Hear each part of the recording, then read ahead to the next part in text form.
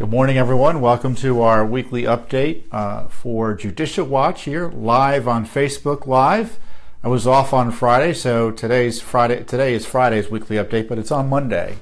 But a lot to talk about as we begin the new week because there was so much going on with Judicial Watch's anti-corruption work over the last several days. I didn't want to wait to give you a brief till the end of the week.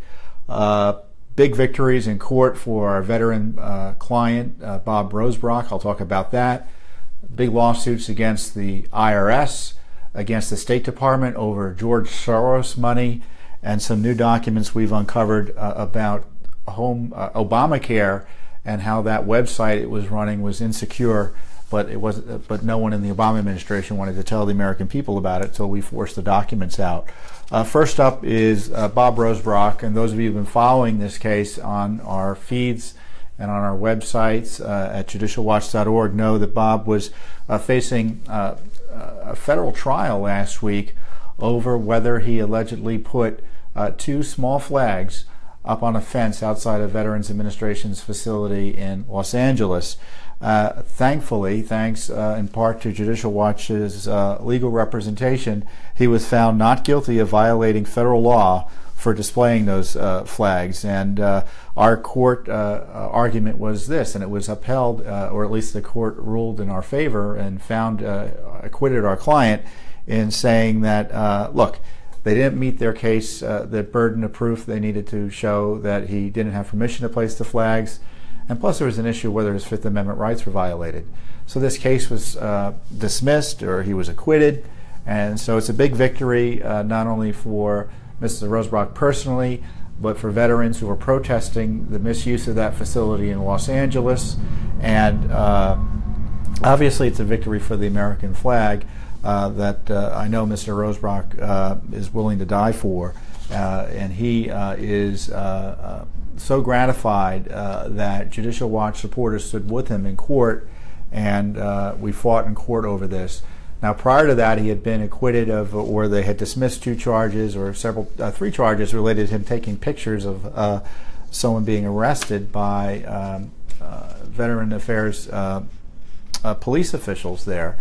Again, a case that was really should never have been brought, but we had to go to federal court and defend our client, Mr. Rosebrock, and credit to Judicial Watch's attorneys team of attorneys who took care of this issue for Mr. Rosebrock by so effectively defending him in federal court.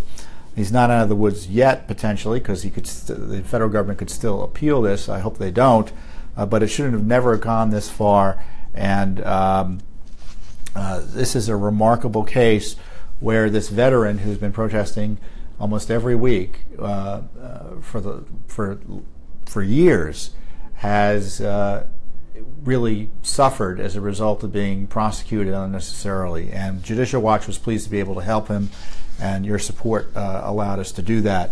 Next up, big lawsuit we filed this week, or last week I should say, over funding with your tax dollars through the State Department and the U.S. Agency for International Development, known as USAID, over money for George Soros' operations in Europe. And he has an operation in Macedonia, and I think it got nearly $5 million in taxpayer money. And the problem is that the money he's using, or his organizations are using there in Macedonia, are being distributed to groups that really want to overthrow the conservative government. And it's community organizing, as you could imagine, entity associated with George Soros would be involved in. And as you might imagine, also, a lot of Americans object to tax dollars going to fund anything related to George Soros, especially given the fact that his nearly billion-dollar foundations don't need much in the way of taxpayer support. So we've asked for records about the Obama administration spigot for George Soros and his foundation operations. So needless to say, we didn't get the documents, so now we've had to sue the Trump administration to try to get these records. And I'm hoping the Trump administration gets its act together and starts giving us this information, because this is the sort of thing that is essential to cleaning house, which is basically defunding the left here. And George Soros has a right in many ways to do what he wants to do here at home under the First Amendment. There are some restrictions what he's able to do abroad, depending on which country he's operating in.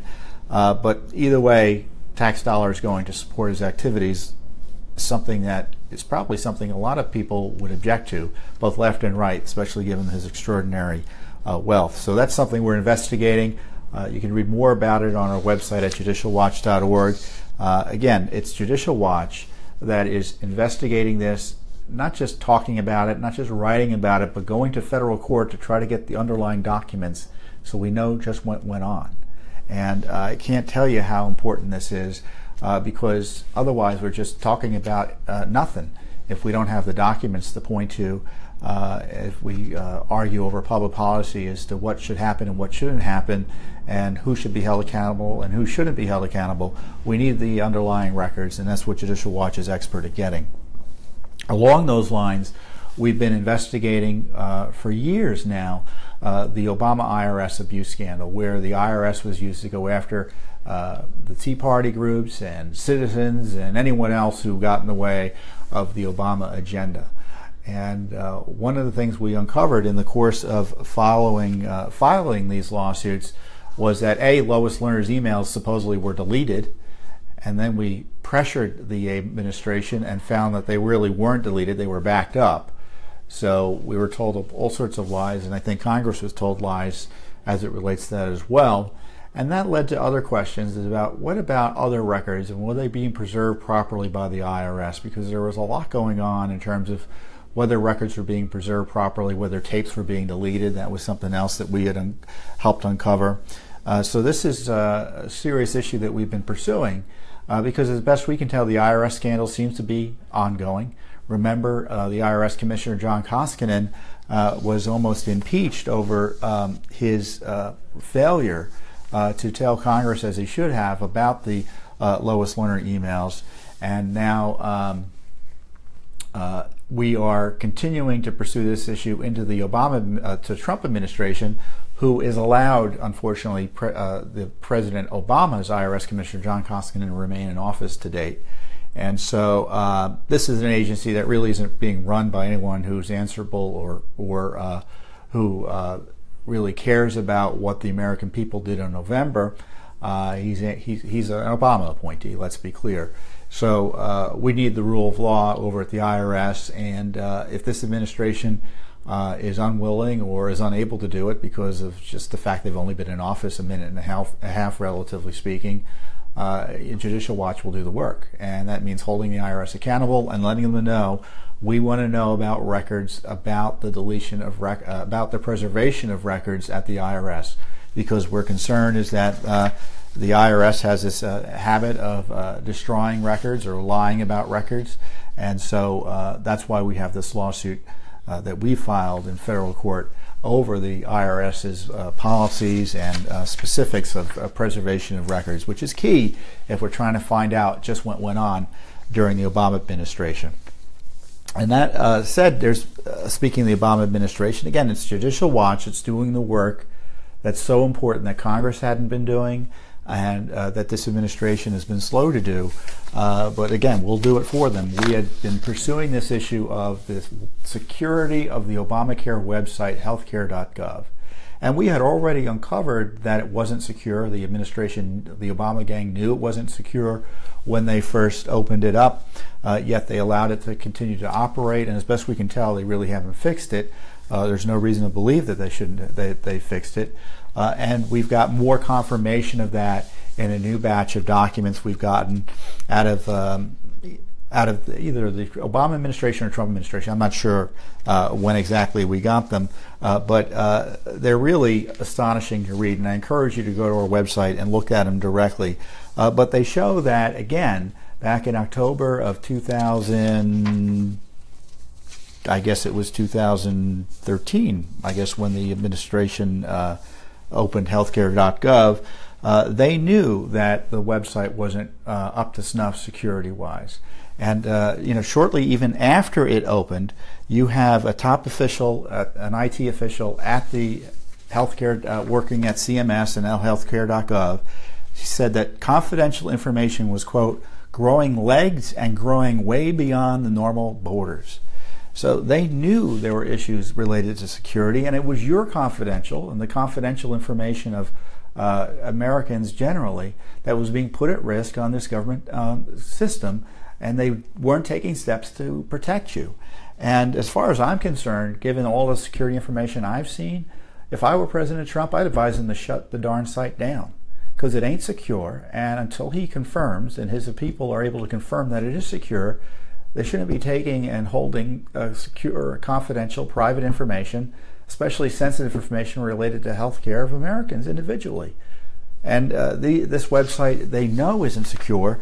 We have a document that came out. So the CMS was responding to some of these issues, and they were thinking of how to respond to the press. And so they composed a press release. And this is what they deleted from the press statement that they were going to put in. When consumers fill out their online marketplace applications, they can trust that the information they are providing is protected by stringent security standards. That's struck through in the edits. The healthcare.gov website has been determined to be compliant with the Federal Information Security Management Act based on standards promulgated by the National Institutes of Standards and Technology. Struck through. And I pulled the document. So this is what a typical document is we get from the United States government when we get documents. It's a little bit, I'm not expecting you to read it, but I just want to show you what we look through. So it's a series of emails, and on page 1, 2, 3, 4, you can see right over there, you see where that language is struck? That's the language that said you should be fine with this. Your information is secure. But the bureaucrats knew that wasn't true, so at least they struck that language. But it also, again, confirms that your information isn't secure. So this is an important issue as the Congress figures out what to do about Obamacare and how to repeal it and all of that. And they should know what they're dealing with is a system and an agency over at HHS that, again, is out of control and never gave a rat's tail about the rule of law or protecting your information, which the law also requires. So this is a scandal. I think that deserves more attention. And as I said, if you needed any other reason to shut down Obamacare, this is it, because the website they have operating, I can guarantee you, these issues haven't been fixed to the extent necessary to secure your information. So a lot going on: lawsuits over Soros. Lawsuits over the IRS, new information from Obamacare, and of course our great victory for Robert Rosebrock in Los Angeles. Again, thank you for your support, and if you're not supporting us, you should be. You can see that we're effective, and we just don't come on and talk about stuff. We're actually in federal court trying to get records on behalf of you, the American people, to hold the corrupt politicians here in Washington, D.C. accountable to you, the American voter, American citizen. Thank you very much.